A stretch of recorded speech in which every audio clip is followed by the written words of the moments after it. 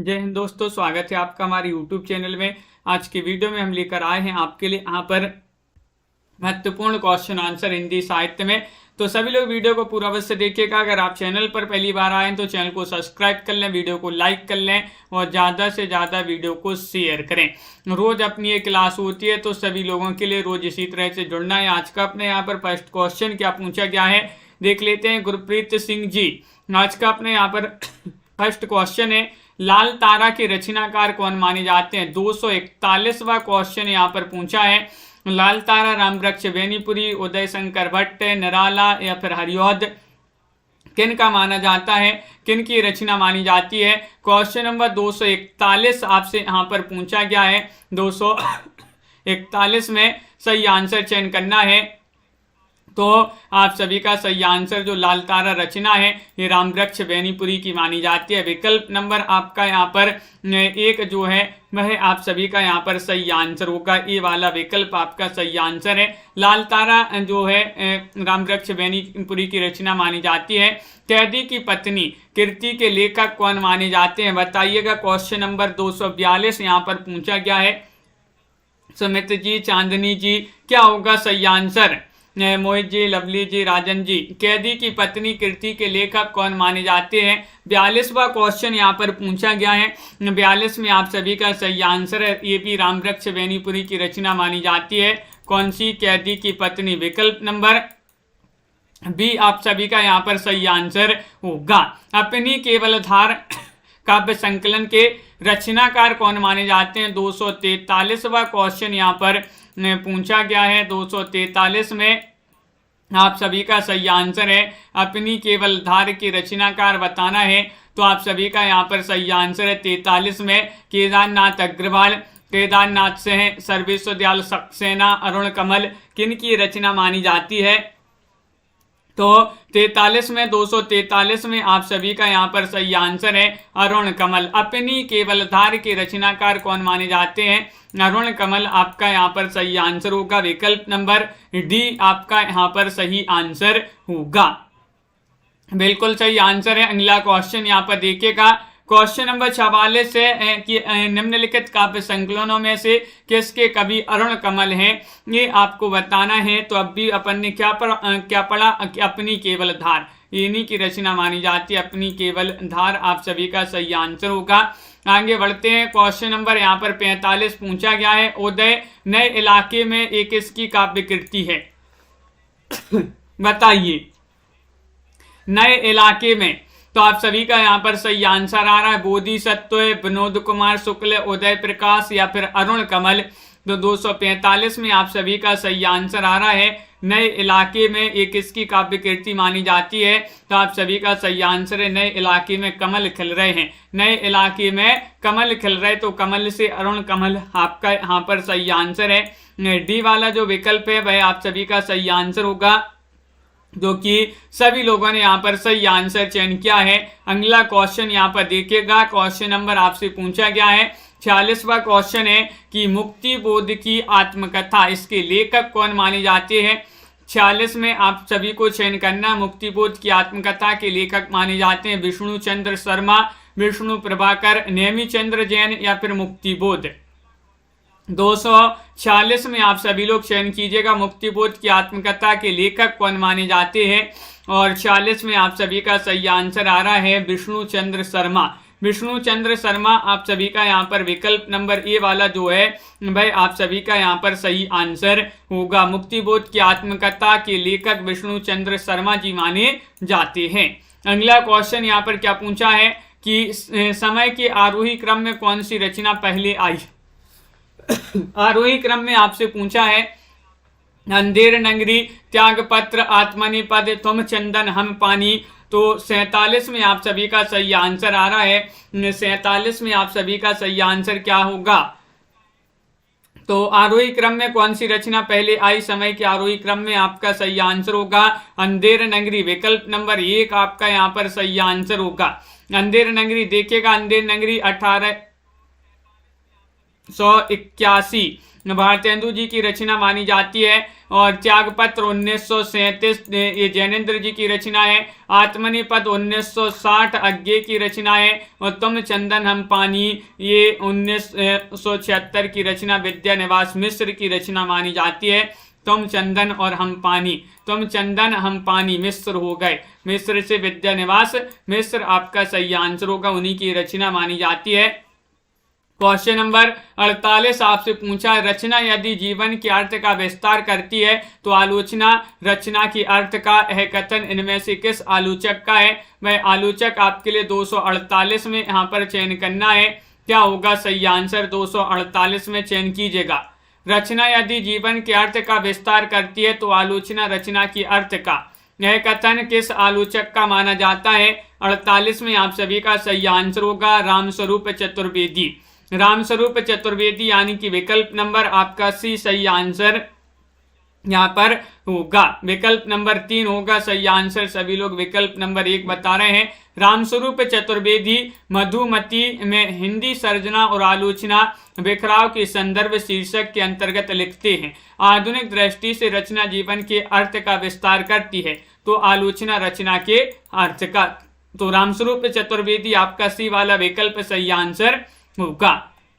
Question number आपसे यहाँ पर 49 पूछा गया है, काव्य संसार के प्रति कवि की भाव प्राधान्य मानसिकता प्रतिक्रियाओं की कल्पना के ढांचे में ढली हुई श्रेय की प्रेम रूपा भावोत्पादक अभिव्यक्ति है। यह काव्य की है परिभाषा देने वाले विद्वान कौन है। वह विद्वान आपके लिए यहाँ पर बताना है। बाबू श्याम सुंदर दास हैं, बाबू गुलाब राय हैं, रामचंद्र शुक्ल हैं या जयशंकर प्रसाद हैं। क्वेश्चन महत्वपूर्ण है। 49वां क्वेश्चन यहाँ पर दिया गया है। 49 में आप सभी का सही आंसर है बाबू गुलाब राय जी का ये कथन माना जाता है। काव्य की परिभाषा जो दी है किन्होंने दी है, बाबू गुलाब राय ने दी है। विकल्प नंबर बी आपका यहाँ पर सही आंसर होगा। विकल्प नंबर 2 आपका यहाँ पर सही आंसर है। प्रिंसी जी, सलोनी जी। अगला क्वेश्चन यहाँ पर दिया गया है। क्वेश्चन नंबर 50 आपसे यहाँ पर पूछा गया है, जिस तरह हम बोलते हैं उस तरह तू लिख और उसके बाद भी हमसे बड़ा तू दिख। पंक्तियों के रचनाकार कौन माने जाते हैं बताइएगा, चयन कीजिएगा। महत्वपूर्ण क्वेश्चन है, मोटिवेशनल जी। और आप सभी का यहाँ पर सही आंसर आ रहा है, जिस तरह हम बोलते हैं उस तरह तू लिख और उसके बाद भी हमसे बड़ा तू दिख। ये पंक्तियों के रचनाकार माने जाते हैं भवानी प्रसाद मिश्र जी। कौन माने जाते हैं? भवानी प्रसाद मिश्र जी की पंक्तियां बहुत ही प्रसिद्ध महत्वपूर्ण पंक्तियां मानी जाती हैं। भवानी जी बोल रहे हैं, भवानी क्या बोल रहे हैं? भवानी जी बोल रहे हैं कि जिस तरह हम बोलते हैं उस तरह तू लिख, उसके बाद भी हमसे बड़ा तू दिख। यह पंक्तियां 1930 में कवि शीर्षक कविता से कविता की ये पंक्तियां मानी जाती हैं। 1930 में प्रकाशित कवि शीर्षक कविता की पंक्तियां हैं। अगला क्वेश्चन यहाँ पर देखिएगा, मानव अथवा प्रकृति के सूक्ष्म किंतु व्यक्त सौंदर्य में आध्यात्मिक छाया का भान मेरे विचार से छायावाद की एक सर्वमान्य व्याख्या हो सकती है। यह कथन किसका है? 251 में आपको चयन करना है। 251 का क्या होगा सही आंसर? सुमित्रानंदन पंत, डॉक्टर नगेंद्र, नंद दुलारी वाजपेयी या नामवार से हैं। महत्वपूर्ण क्वेश्चन पूछा गया है और आप सभी का यहाँ पर क्या होगा सही आंसर? तो विकल्प नंबर सी आपका सही आंसर है, नंद दुलारी वाजपेयी। नंद दुलारी वाजपेयी जी की पंक्तियां पूछी जाती हैं। विकल्प नंबर सी आपका सही आंसर होगा, बिल्कुल सही। अगला क्वेश्चन यहाँ पर देखिएगा, क्वेश्चन नंबर 52 आपसे यहाँ पर पूछा गया, छायावाद और उत्तर छायावाद के बीच कुछ वैसा ही संबंध दिखता है जैसे मध्यकाल में भक्ति काव्य और रीति काव्य के बीच था। इन पंक्तियों के लेखक 252 में आपको चयन करना है। क्या होगा सही आंसर? आचार्य नंद दुलारी वाजपेयी, डॉक्टर बच्चन सेन, रामस्वरूप चतुर्वेदी, डॉक्टर नगेंद्र। किनकी पंक्तियां ये मानी जाती हैं? 52वां क्वेश्चन यहाँ पर पूछा गया है और आप सभी का यहाँ पर सही आंसर आ रहा है, डॉक्टर रामस्वरूप चतुर्वेदी जो हैं उन्हीं की पंक्तियां मानी जाती हैं। विकल्प नंबर आपका सी वाला जो है वह आपका सही आंसर होगा। सी आपका सही आंसर है। रामस्वरूप चतुर्वेदी अपनी पुस्तक हिंदी साहित्य एवं संवेदना का विकास में लिखते हैं कि छायावाद और उत्तर छायावाद के बीच कुछ वैसा ही संबंध दिखता है जैसे मध्यकाल में भक्ति काव्य और रीति काव्य के बीच था। बहुत ही प्रसिद्ध ये कथन पंक्तियां मानी जाती हैं। अगला क्वेश्चन देखिएगा, हिंदी आलोचना में शुक्ल जी की चिंतनात्मक मान्यताओं को सबसे प्रबल समर्थन किसने दिया है? 253 में आपके लिए यहाँ पर चयन करना है, क्या होगा सही आंसर? डॉक्टर नगेंद्र, विश्वनाथ प्रसाद मिश्र, मुक्ति बोध, रामविलास शर्मा। क्वेश्चन नंबर आपका यहाँ पर पूछा गया है 53 और 53 में आप सभी का सही आंसर क्या होगा? हिंदी आलोचना में शुक्ल जी की चिंतनात्मक मान्यताओं को सबसे प्रबल समर्थन किसने दिया है? तो विश्वनाथ प्रसाद मिश्र आपका सही आंसर होगा। स्टेटस वाई RR जी विकल्प नंबर आपका जो बी है वह आपका यहाँ पर सही आंसर होगा। विश्वनाथ प्रसाद मिश्र आपका सही आंसर है। आगे देखिएगा, क्वेश्चन आपसे यहाँ पर अगला क्या पूछा गया है, देखिए यहाँ पर दिया गया है क्वेश्चन नंबर 54। क्या पूछा है? यदि द्विवेदी जी ना उठ खड़े होते तो जैसी अव्यवस्थित व्याकरण वृद्ध और ऊट पटांग भाषा चारों ओर दिखाई पड़ी थी उसकी परंपरा जल्दी ना रुकती। यह कथन किसका माना जाता है? 54 में आपको चयन करना है और 54 में आप सभी का सही आंसर है रामचंद्र शुक्ल, श्याम सुंदर दास, हजारी प्रसाद द्विवेदी, गणपति चंद्र गुप्त। बताइए, यदि द्विवेदी जी ना उठ खड़े होते तो जैसी अव्यवस्थित व्याकरण में वृद्ध और ऊटपटांग भाषा चारों ओर दिखाई पड़ी थी उसकी परंपरा जल्दी ना रुकती। ये कथन माना जाता है आचार्य रामचंद्र शुक्ल जी का। किनका? आचार्य रामचंद्र शुक्ल जी का ये कथन विकल्प नंबर 1 आपका सही आंसर होगा। बिल्कुल सही। अगला क्वेश्चन यहाँ पर पूछा गया है, क्या पूछा है देखिएगा, व्याख्यात जीवन वृत्त हमारा लोकहित एकांत था, आत्मा अमर है देह नश्वर यह अटल सिद्धांत था। उपरोक्त पंक्तियां किस कृति में संग्रहित हैं? किस कृति से पंक्तियां ली गई हैं ये आपको बताना है। साकेत से, भारत भारती से, सिद्धराज से, उपरोक्त में से कोई नहीं।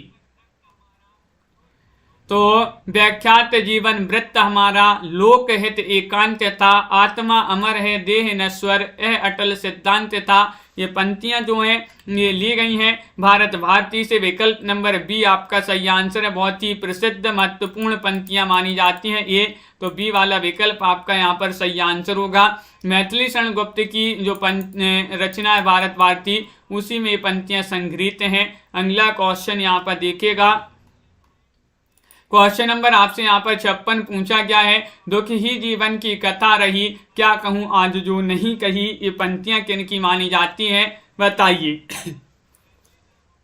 आंसू या फिर किस कृति की पंक्तियां हैं? आंसू, सरोज स्मृति, राम की शक्ति पूजा या फिर निर्झरणी। तो आप सभी का सही आंसर होगा, ये पंक्तियां जो हैं वह मानी जाती हैं किस कृति की? सरोज स्मृति की। सरोज स्मृति विकल्प नंबर आपका यहाँ पर बी वाला जो विकल्प है वह आपका सही आंसर है। दुख ही जीवन की कथा रही क्या कहूँ जो आज नहीं कही। सरोज स्मृति आपका बी वाला विकल्प सभी का सही आंसर होगा। बिल्कुल सही, बहुत बढ़िया। यह काव्य पंक्तियां मुक्त छंद के प्रवर्तक महाकवि सूर्यकांत त्रिपाठी निराला द्वारा रचित सरोज स्मृति नामक कविता की पंक्तियां मानी जाती है।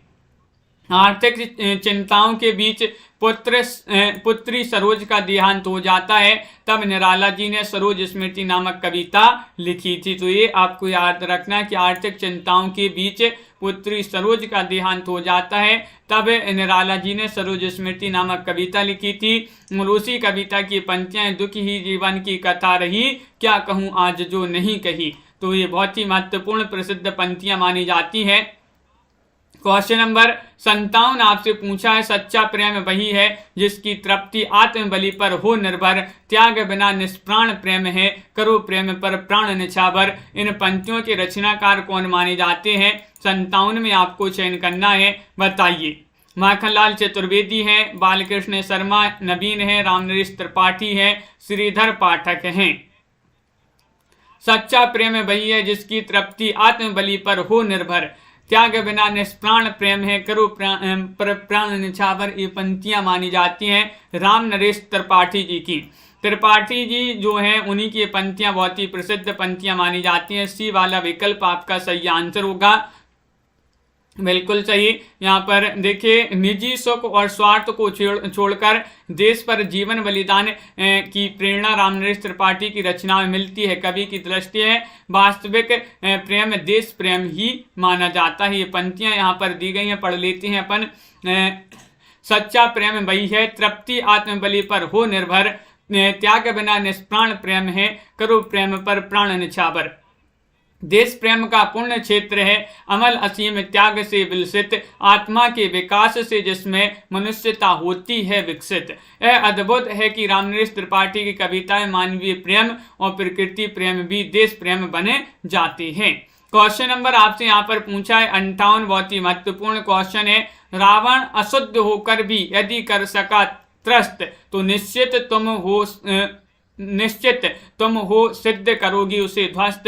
राम की शक्ति पूजा कविता में यह कथन किसका माना जाता है, ये आपके लिए बताना है। बताइएगा बिंदु जी, स्वानी जी, सोनी जी। तो आप सभी का सही आंसर है 58 में ये कथन माना जाता है। जाम्बवन जी जो हैं उन्हीं का ये कथन माना जाता है। बी वाला विकल्प जो है वह आप सभी का यहाँ पर सही आंसर, विकल्प नंबर 2 आपका सही आंसर है, बिल्कुल सही। अगला क्वेश्चन यहाँ पर देखिएगा। क्वेश्चन नंबर आपसे यहाँ पर पूछा गया है 59वां क्वेश्चन है। ये पंक्तियां दी गई हैं, भीतर भीतर सब रस चूसे, हंसी हंसी के तन मन धन मुँह से। ये पंक्ति किस कवि की मानी जाती है, बताइएगा। प्रताप नारायण मिश्र की, बालकृष्ण भट्ट की, ठाकुर जी की, या फिर भारतेंदु हरिश्चंद्र जी की। क्वेश्चन नंबर 59 आपसे यहाँ पर पूछा गया है। 59 में क्या होगा सही आंसर, भीतर भीतर सब रस चूसे, हंसी हंसी के तन मन धन मुँह से।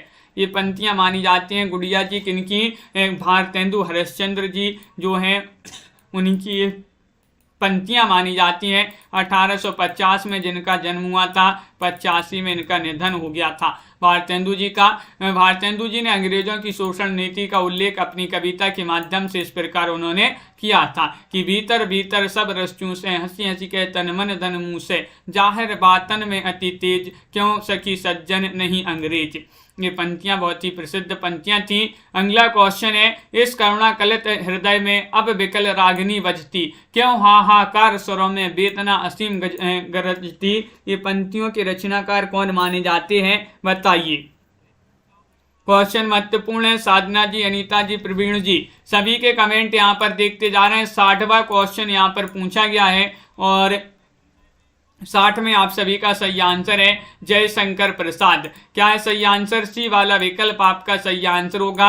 जयशंकर प्रसाद आपका सही आंसर है, बिल्कुल सही, बहुत बढ़िया। सभी लोगों ने ये बताया है कि ये पंक्तियां जो हैं जयशंकर प्रसाद की पंक्तियां मानी जाती हैं। ओम जय जगदीश हरे की आरती की रचना किन्होंने की थी, ये आपको चयन करना है।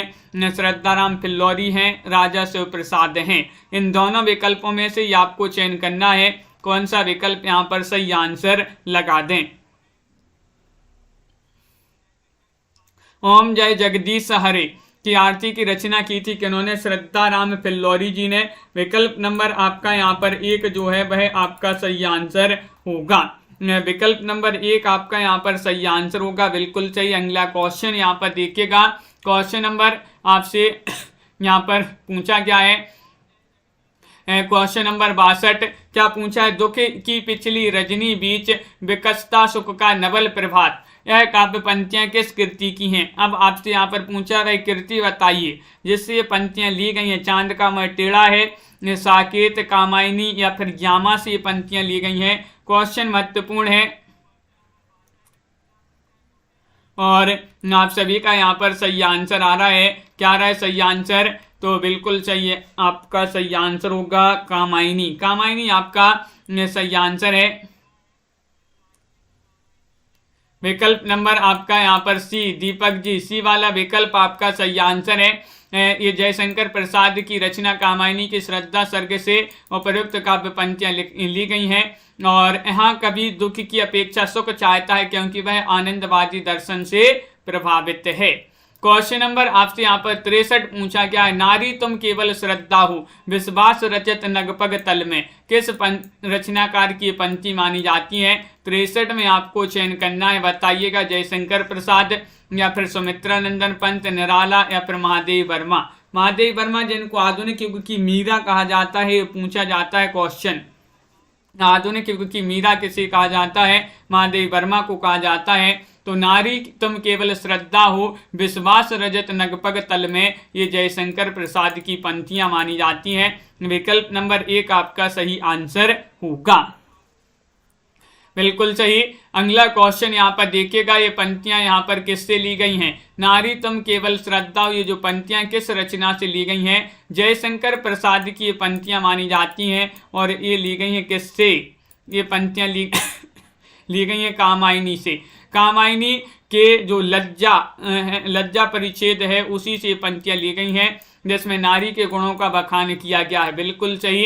विकल्प नंबर 1 आपका यहाँ पर सही आंसर होगा, 1 आपका सही आंसर है। अगला क्वेश्चन यहाँ पर देखिएगा, क्वेश्चन नंबर आपसे 65 पूछा क्या है, कविता में कहने की आदत नहीं पर कह दूं वर्तमान समाज में मैं चल नहीं सकता, पूंजी से जुड़ा हुआ हृदय बदल नहीं सकता। ये पंक्तियां इनमें से किस कवि की मानी जाती हैं।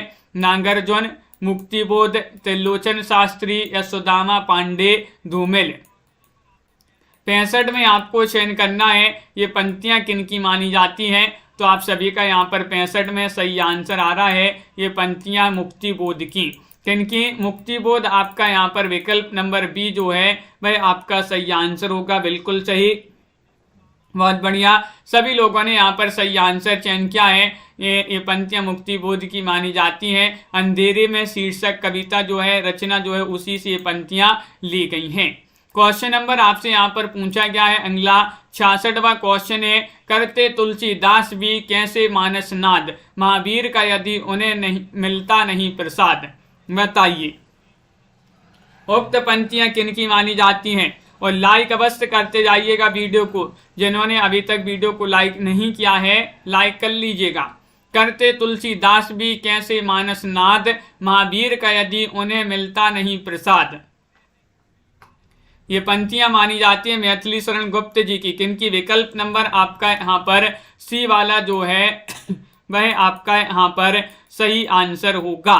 सी वाला विकल्प आपका सही आंसर है, बहुत बढ़िया। सभी लोगों ने यहाँ पर सही आंसर चयन किया है, मैथिली शरण गुप्त आपका सही आंसर यहाँ पर होगा। और यहाँ पर देखिएगा अगला क्वेश्चन यहाँ पर क्या पूछा गया है। क्वेश्चन नंबर आपसे यहाँ पर पूछा है 66, गिरा हो जाती है सनियन, नयन करते नीरव भाषण, जैसे विरोधाभासी चमत्कार का सौंदर्य किसकी कविता में प्राप्त है। ये आपको बताना है, निराला, पंत, प्रसाद या फिर महादेवी वर्मा।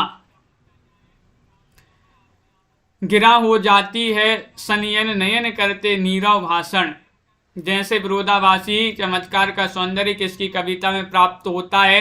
तो आप सभी का सही आंसर है पंत, आपका सही आंसर होगा। सुमित्रानंदन पंत आपका यहाँ पर सही आंसर होगा। और ये जो पंत की जो पंक्तियां हैं, ये उच्छ्वास जो कविता है उच्छ्वास, उसी से ये ली गई हैं, उच्छ्वास से। अगला क्वेश्चन यहाँ पर देखेगा, उनका सारा काव्य समन्वय की विराट चेष्टा है, तुलसीदास के संबंध में यह कथन किसका माना जाता है। 68 में आपके लिए चयन करना है, रामचंद्र शुक्ल, नगेंद्र, हजारी प्रसाद द्विवेदी, नंद दुलारे वाजपेयी। सोनिका जी, रोली सिंह जी और भावना जी सभी लोग चयन करेंगे, अरविंद जी। सभी लोग लाइक अवश्य करते जाइएगा जिन्होंने अभी तक लाइक नहीं किया है। और आप सभी का यहाँ पर सही आंसर आ रहा है, क्या आ रहा है सही आंसर, विकल्प नंबर सी। बहुत सारे लोग बता रहे हैं कि हजारी प्रसाद द्विवेदी की पंक्तियां मानी जाती, कथन माना जाता है। तो विकल्प नंबर सी आपका सही आंसर है। तुलसीदास जी की अक्षय कीर्ति का आधार उनके द्वारा रचित महाकाव्य रामचरितमानस माना जाता है, जिसकी भाषा अवधी मानी जाती है और दोहा चौपाई शैली में ये रचित माना जाता है। श्रृंगार रस इसमें जो है, श्रृंगार रस का वर्णन इसमें है रामचरितमानस में। क्वेश्चन नंबर आपसे यहाँ पर 69 क्या पूछा गया है, देखिएगा 69 क्वेश्चन है, लोकनायक वही हो सकता है जो समन्वय कर सके। यह कथन किसका माना जाता है? क्वेश्चन आपसे यहाँ पर 69 पूछा गया है। 69 में क्या होगा सही आंसर?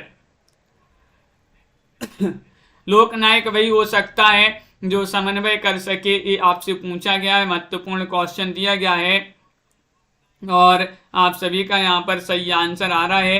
क्या आ रहा है सही आंसर? चयन कीजिएगा, महत्वपूर्ण क्वेश्चन यहाँ पर दिया गया है। विकल्प नंबर बी आपका सही आंसर है।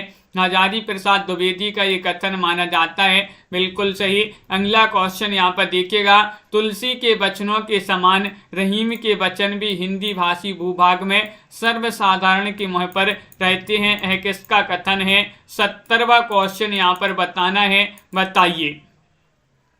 70वां क्वेश्चन का आंसर बताना है। आंसर क्या होगा इसका? नगेंद्र हैं, नंद दुलारी वाजपेयी हैं, रामचंद्र शुक्ल हैं, बच्चन से हैं। ये किसका कथन माना जाता है?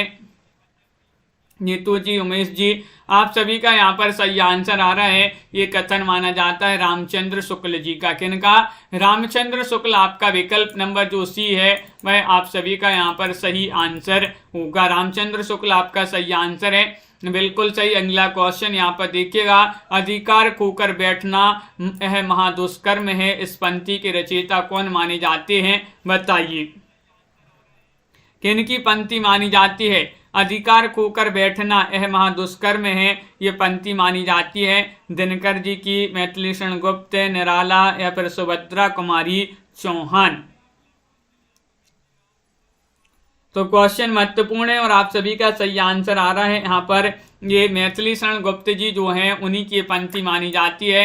बी वाला विकल्प आप सभी का यहाँ पर सही आंसर होगा। मैथिलीषण गुप्त आपका सही आंसर है। पंक्ति मैथिलीषण गुप्त द्वारा रचित जयद्रथ वध के प्रथम सर्ग के प्रथम भाग से अवतरित ये पंक्तियां मानी जाती हैं।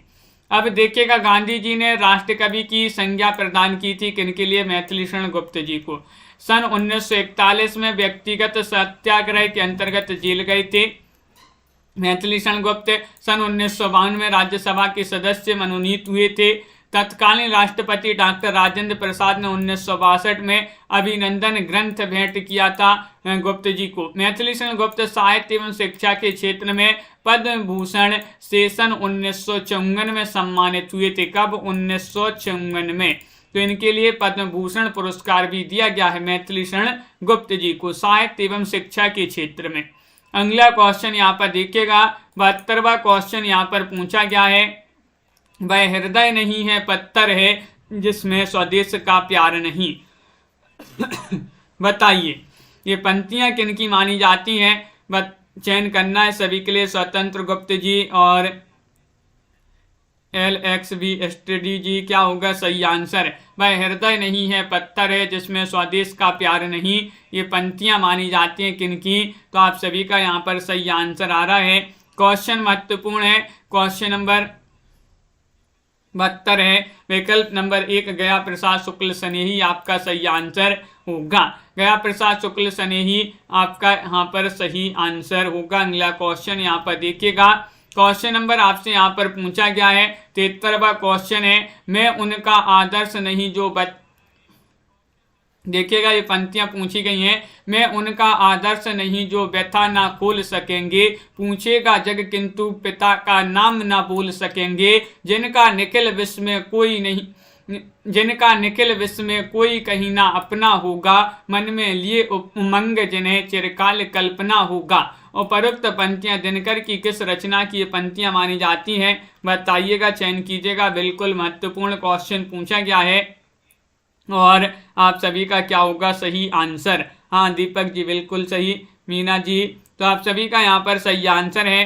किस रचना की ये पंक्तियां मानी जाती हैं? तो आप सभी का सही आंसर है कुरुक्षेत्र। विकल्प नंबर 1 आपका यहाँ पर सही आंसर है। कुरुक्षेत्र की पंक्तियां मानी जाती हैं, बिल्कुल सही। रश्मि रथी की पंक्तियां मानी जाती हैं। विकल्प नंबर बी होगा सही आंसर, रश्मि रथी होगा सही आंसर। दिनकर की रचना रश्मि रथी से पंक्तियां ली गई हैं। इस रचना में कर्ण के जीवन में घटित प्रसंगों के संदर्भ में कवि ने आज के जीवन के अनेक प्रश्नों और संवेदनाओं को, चेष्टाओं और चिंतन पद्धतियों को, मूल्यों और आकांक्षाओं को उद्घाटित किया है इन पंक्तियों में कवि ने। तो बी वाला विकल्प आपका यहाँ पर होगा सही आंसर, यानी कि रश्मि रथी। अगला क्वेश्चन यहाँ पर देखिएगा, मैं रथ का टूटा हुआ पहिया हूँ लेकिन मुझे फेंको मत, ये किस कवि की पंक्तियां मानी जाती हैं? क्वेश्चन नंबर आपसे यहाँ पर 74 पूछा गया है, बताइए क्या होगा सही आंसर? हेमलता जी। चयन करना है सभी के लिए, महत्वपूर्ण क्वेश्चन यहाँ पर पूछा गया है।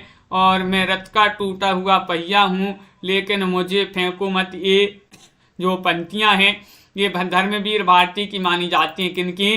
धर्मवीर भारती आपका विकल्प नंबर 1 आपका सही आंसर है। विकल्प नंबर 1 आपका सही आंसर होगा, बिल्कुल सही। अगला क्वेश्चन यहाँ पर क्या पूछा है? क्वेश्चन नंबर आपसे यहाँ पर 75 पूछा गया, मिलन का मत नाम लो, मैं विरह में चिर हूँ, ये पंक्तियां जो हैं किस रचनाकार की मानी जाती हैं? बताइए। चयन कीजिएगा। विशाल जी, आस्था जी, महादेव वर्मा की हैं, मीराबाई, सैजोबाई, सुभद्रा कुमारी चौहान। मिलन का मत नाम लो, मैं विरह में चिर हूँ, ये पंक्तियां मानी जाती हैं महादेव वर्मा की। किनकी? महादेव वर्मा, जिनको क्या कहा जाता है? आधुनिक युग की मीरा कहा जाता है। आधुनिक युग की मीरा कहा जाता है। मीरा किनको? महादेवी वर्मा जी को। महादेव वर्मा को आधुनिक की मीरा कहा जाता है। उनके काव्य में विरह की प्रधानता है, जो लौकिक न होकर अलौकिक विरह है। महादेव वर्मा के काव्य में रहस्यवादी प्रकृति विद्यमान है। और मैं नीर भरी दुख की बदली, इनकी प्रसिद्ध पंक्ति कई बार पूछी जा चुकी है, मैं नीर भरी दुख की बदली। क्वेश्चन आपसे यहाँ पर पूछा गया है, कौन सा 76वां क्वेश्चन है? माधव हम परिणाम निराशा, यह पंक्तियां किनकी मानी जाती हैं? बताइए। 76 में आपको चयन करना है, माधव हम परिणाम निराशा, ये पंक्तियां सुंदरदास की, विद्यापति की, सूरदास की, रसखान की। क्वेश्चन महत्वपूर्ण है और 4 विकल्प आपके यहाँ पर दिए गए हैं, तो आप सभी का यहाँ पर सही आंसर आ रहा है, विद्यापति की पंक्तियां मानी जाती हैं। बी वाला विकल्प आपका यहाँ पर सही आंसर है। मोहित जी, बिल्कुल सही आंसर। चयन क्या है? विद्यापति की पंक्तियां मानी जाती हैं। अगला क्वेश्चन यहाँ पर देखिएगा, क्वेश्चन नंबर आपसे यहाँ पर एक क्वेश्चन फिर से पूछ लिया गया, विद्यापति आपका सही आंसर होगा। क्वेश्चन नंबर यहाँ पर पूछा है 78, महत्वपूर्ण पंक्तियां दी गई यहाँ पर भी।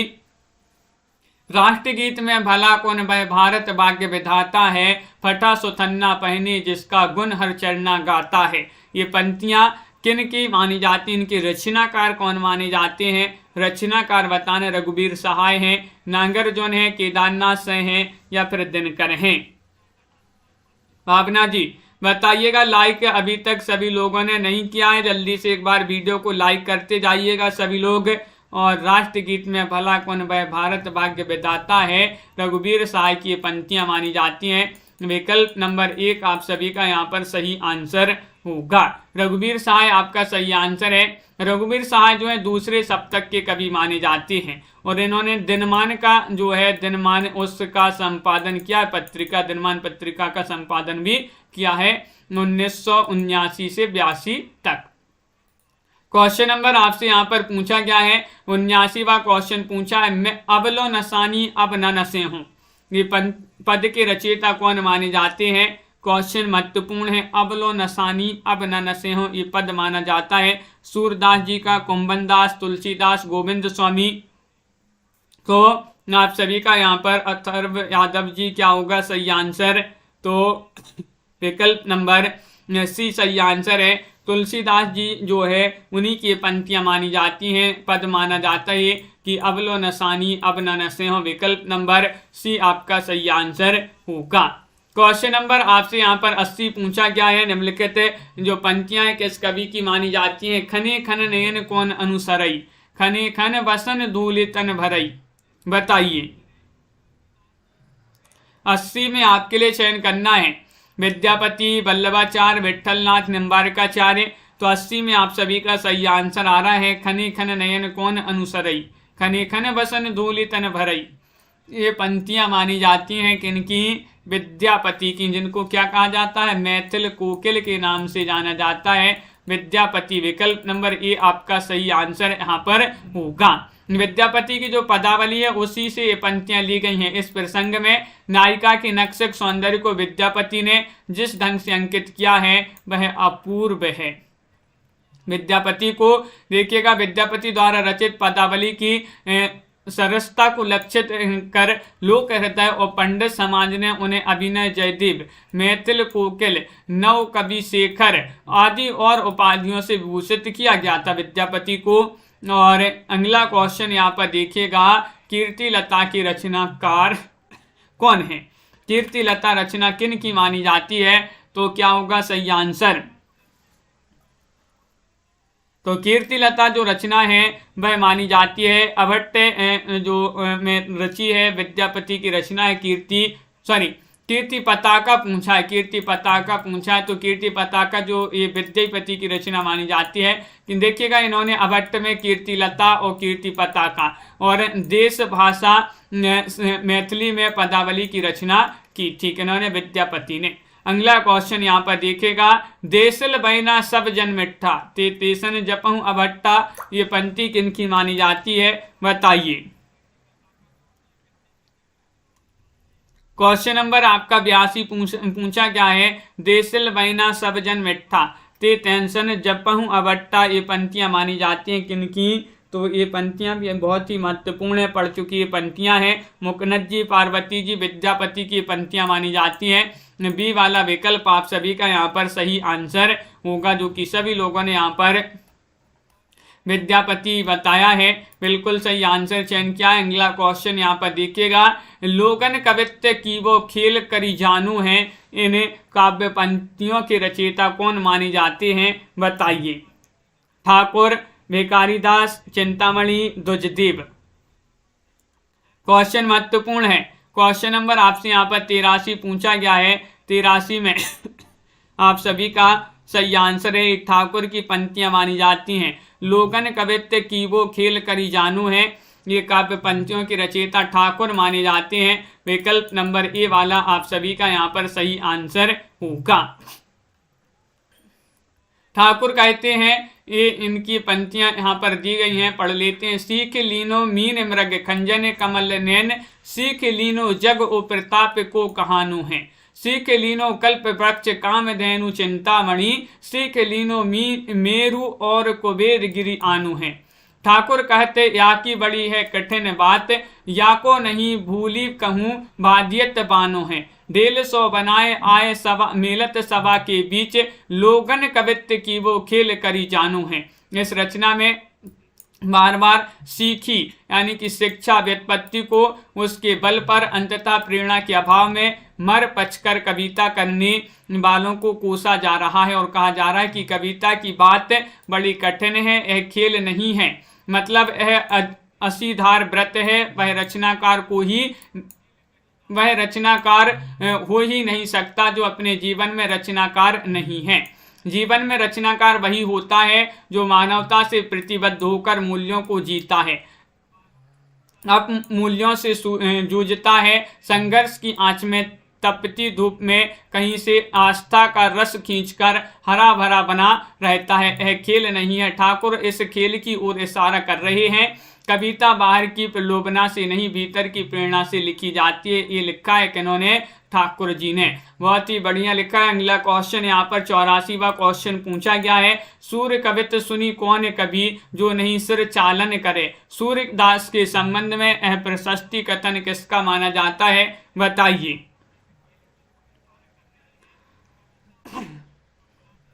और आप सभी का यहाँ पर सही आंसर क्या होगा?